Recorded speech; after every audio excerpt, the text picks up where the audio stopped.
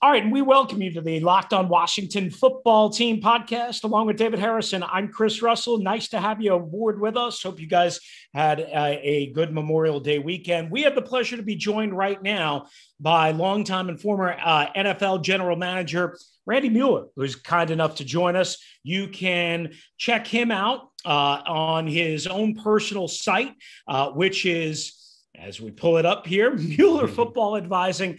And of course, that's MuellerFootball.com. And Randy, thank you so much for joining us and giving us your insight. Really appreciate it. How are you?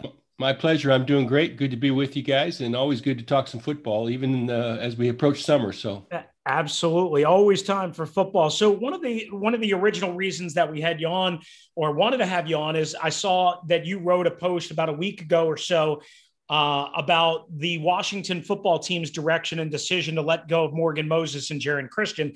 And I should point out, for those that haven't read it, again, people can read it, and we'll put up a link for it, obviously, in the episode, is that you praised Ron Rivera for the direction that they were going in, but you also kind of, I guess, criticized, for lack of a better term, the decision and the timing.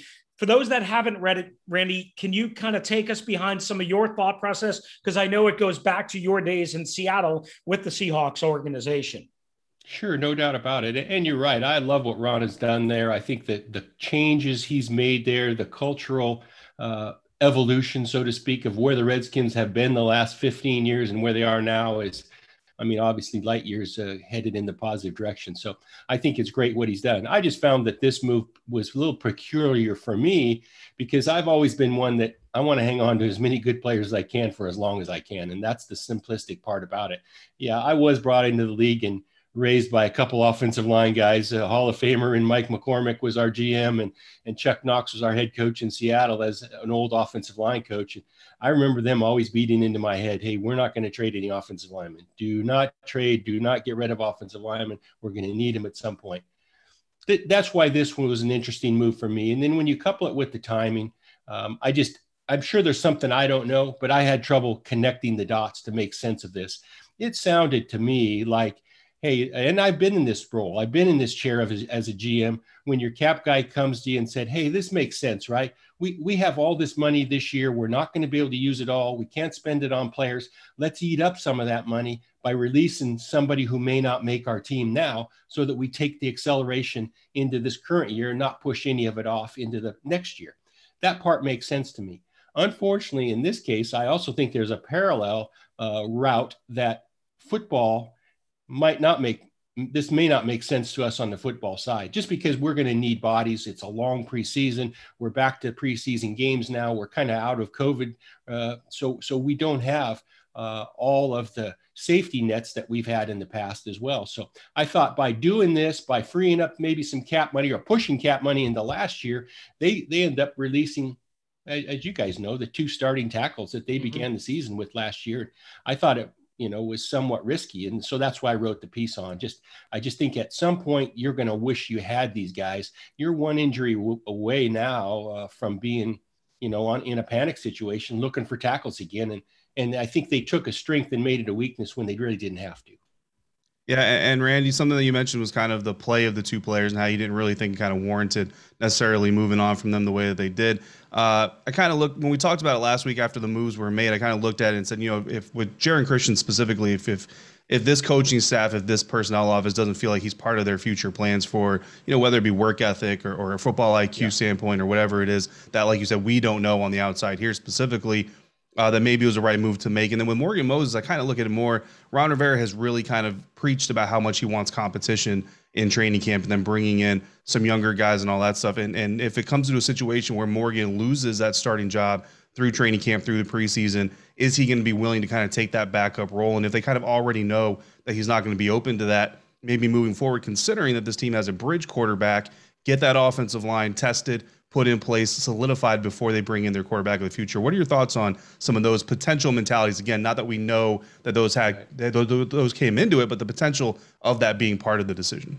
Yeah, I think you're probably right. Some of that does enter in. I know they drafted a tackle very high this year. I thought in Christian's case, you're talking about a minimum salary guy who's so money really wasn't an issue, and a guy who's had starting experience in the past. I look at him as more of a backup, a depth guy that you might be able to find a starting right tackle at some point. I mean, and he played left tackle last year. So I don't think there's a giant difference between those two spots. With regard to Moses, I'm all for competition as well, as I'm sure Ron is too. But my point was you need to kind of project where you might be. And maybe it's just my personality, but I'm always projecting worst case scenario, right? What if we have a tackle go down?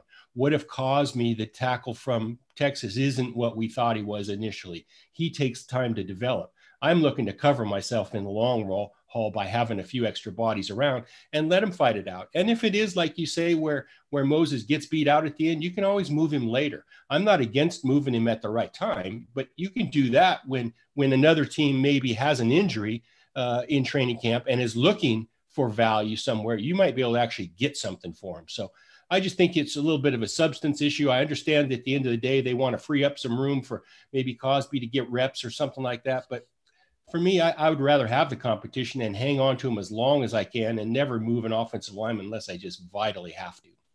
Randy, it's so interesting that we have you on and the timing, because as we record this, Moses, I guess, visited the Jets last week. He's going to visit the Chicago Bears and maybe do like a reverse kind of replacement thing with Charles Leno.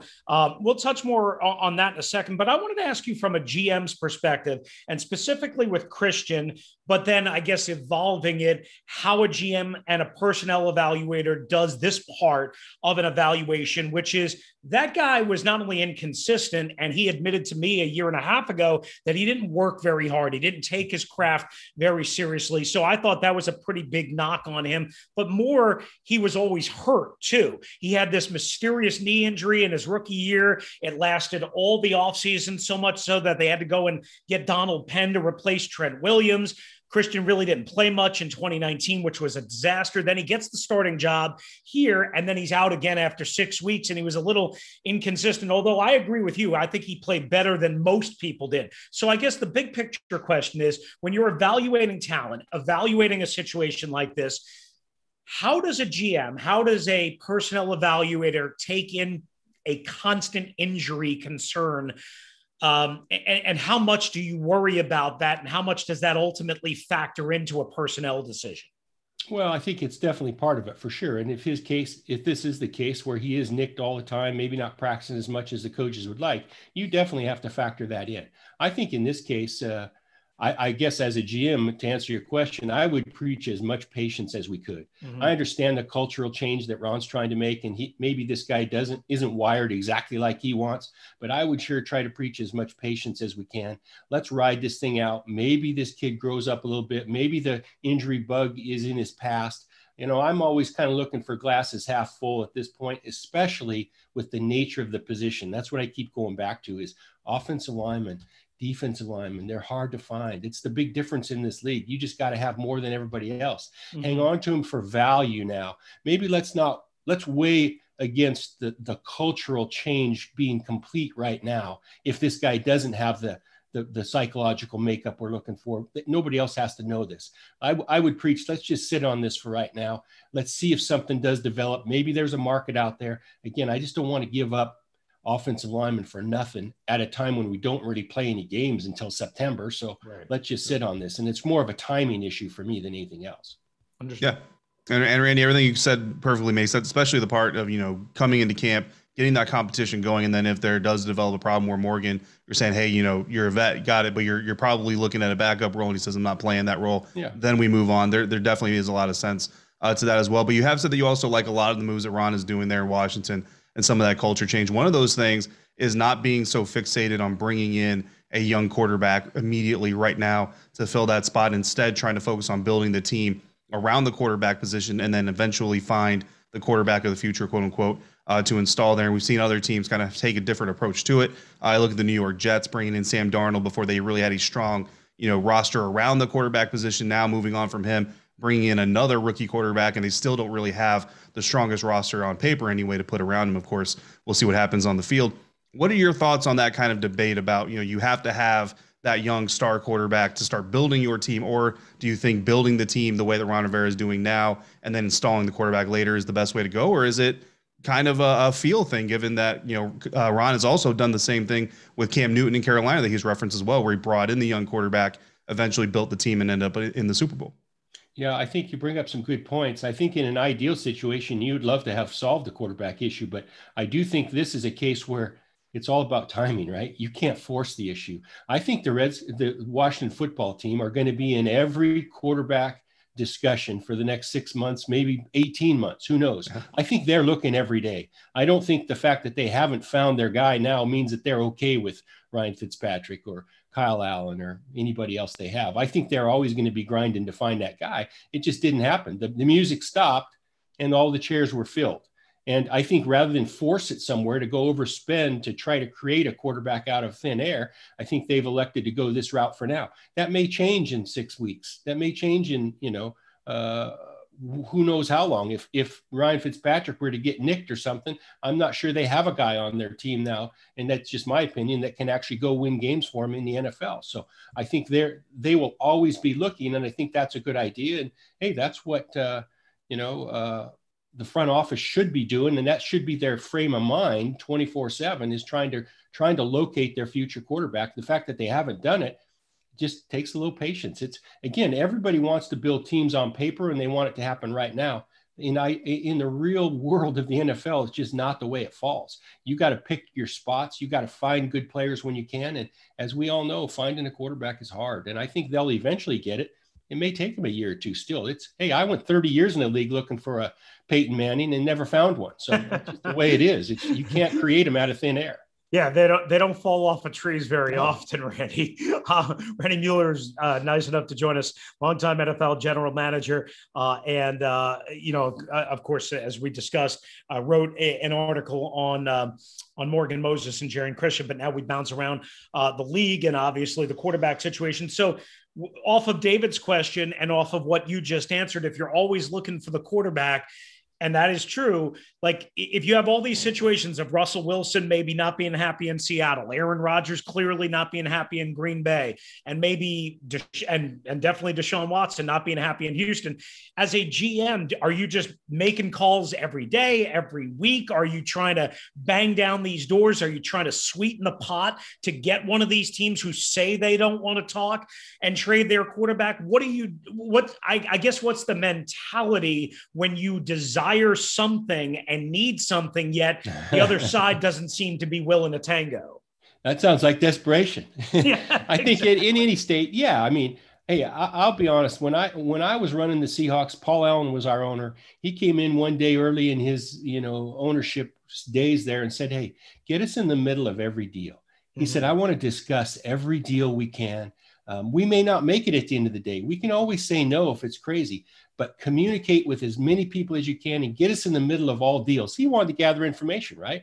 And I think that's what they have to do in Washington now. They have to gather information all the time. And that's what I was saying. In any of these deals, whether it's Deshaun Watson, whether it's Aaron Rodgers, whether it's Russell Wilson, they got to be in the middle of all these deals. And that doesn't mean you have to roll over and give them any crazy amount of compensation that may be on the books or even considered. That's not it at all. But you have to be in these deals early to make them. You've got to be able to discuss them all the time internally. You've got to bounce these things off. That's why Ron, I think it's great that he's brought in a Martin Mayhew and some of these other guys. They can bounce things off each other every day while Ron is coaching the team. So I think that'll be the charge of the front office from here on, is to continue to grind on these quarterbacks, try to find one that's an upgrade that, hey, maybe if we get this guy the week before preseason, we can actually still get him in there and get him some time. I think that's a team that needs quarterbacks. I think preseason is giant for them. They've got to continue to show that they're headed in some development, give their team some hope, direction. That may not be realistic, but that's what you got to think of. You got to keep giving your team hope. And hey, I think the guys in the locker room are looking for that hope as well. Not that they have anything against Ryan Fitzpatrick. We know what he can do, but we all know he's not, young and going to be around for years either. Yeah, absolutely. And Randy, I want to get your thoughts on social media. You've been part of the NFL front office scene since before social media was as dominant as it now, and you continued your journey through the rise of social media now. And we see some of these demands and these disgruntled players kind of voicing their frustrations on social media. The reports coming out. You go through the latest Aaron Rodgers development, and years past before social media, the Adam Schefter report probably wouldn't have been, breaking news, interrupt draft coverage worthy, but he sends the tweet, it blows up, it causes all kinds of stir, and now all of a sudden we're talking about it during draft coverage. How do you kind of feel like social media's impact is? Has it been a positive or negative? And then coming from a front office standpoint, how important is player social media activity in the evaluation department and scouting department? Well, I think all of it adds up. That's for sure. It's a way that teams now have to deal with the players and the other parts of their organization communicating.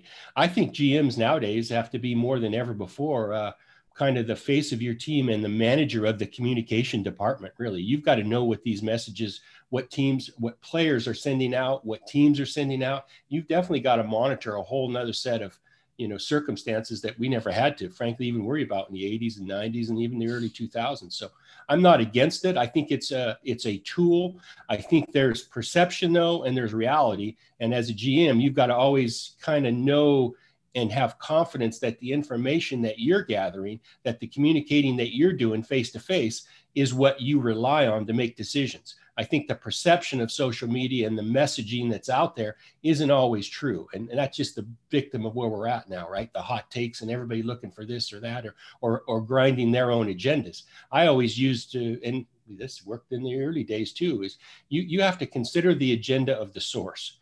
That's the big thing for me. And that hasn't changed with social media. You have to consider the agenda of the source. And that comes from a media standpoint and from a player standpoint and staff standpoint within your own building. You just have to consider the agenda that they're trying to serve. It doesn't mean it's right or wrong or you're faulting anybody, but I just think it helps you understand better and helps you separate reality from perception if you understand the agenda, what they're trying to accomplish. Randy Mueller with us, longtime NFL GM. It's Mueller Football Advising. You can check it out. MuellerFootball.com does a tremendous job covering the league and all sorts of different services that you can get a hold of. Randy, I just wanted to ask you about a couple of your former teams. You mentioned the Seahawks, obviously with Russell Wilson. How do you think that's going to play out? But then also Miami and New Orleans. I mean, Drew Brees retires. And now you have this Jameis Winston, Taysom Hill dance, and who knows how that's going to play out. And then Miami with Tua. If you can give us maybe a little thumbnail, if you will, on your thoughts on those teams that you were involved in. Well, definitely three hotbeds of information that's trickling in and out of those cities for sure. And big issues, big question marks, right? I mean, Drew Brees has had a pretty good run for 15 years now. So obviously there's a changing of the guard there. I think in that case in New Orleans, Sean Payton nobody wants Drew Brees to go. Don't get me wrong. But I think he's licking his chops as what he can do with Jameis Winston and Taysom Hill. I really think the test tube, the scientist, the mad scientist that he is going to figure out a way offensively to really do some things that really Drew couldn't even do, right? He's got Winston now with a bigger arm, a more diverse passing game per se, if he can dial it in, and the things that he can do in the running game with Taysom Hill. I think he's looking forward to that. In Miami, it's simple, right? They've got to find a way to get to the next level. He didn't really show a lot of spurts of that last year, so they've got to get his confidence level up. I think he had some success early on last year, and he never was able to build off it, right? And the big issue for me is can he function from the pocket? That's the biggest issue they have in Miami, is getting to function from the pocket, because in this league, defensive coaches are really good. They end up making you stay in the pocket, and you've got to be able to beat them from the pocket. And I think that's the big question in Miami is can Tua win from the pocket in Miami? And you mentioned the Seattle deal, the Russell Wilson deal. That's been ongoing all off season. I don't think anything's going to change there. I don't know that in the long term, though, that there's still not some smoke, around the fire there. I don't think it's going to happen this year, but I could see if they found a way or a different direction at quarterback that they might be able to facilitate and help Russell Wilson if that's what he truly wants to do, is move on. I just think they would get, he's 33 years old. So there's a way that they could really manage that situation to get through maybe this year, maybe even one more before they moved on. I get the sense that has been tabled for now, but it may come up again down the road with his regard to his future being long-term in Seattle. while we're always searching for a quarterback, we're not searching for any storylines, right? Yeah. This has got to be, I mean, this is about the wild, wild west, right? When it comes to all of these quarterback situations. And we really appreciate your knowledge, obviously your background, your opinions, and your analysis, because David and I can try and figure all this out, but you've been in the war rooms, you understand what it's like to deal with some of this stuff. And again, like David asked you, you're dealing with even more nowadays, with the advent of social media. So we really appreciate you joining us and lending your expertise. It's great to get a chance to talk to you, and we really appreciate your time and your perspective. My pleasure. Great to be on with you guys anytime. Don't hesitate to reach out. Awesome. Thank you so much, Randy. Appreciate it. Okay. Yep. You guys have a good day. All right. Sounds good. Thank you. Yep. Take care. Thanks, Randy.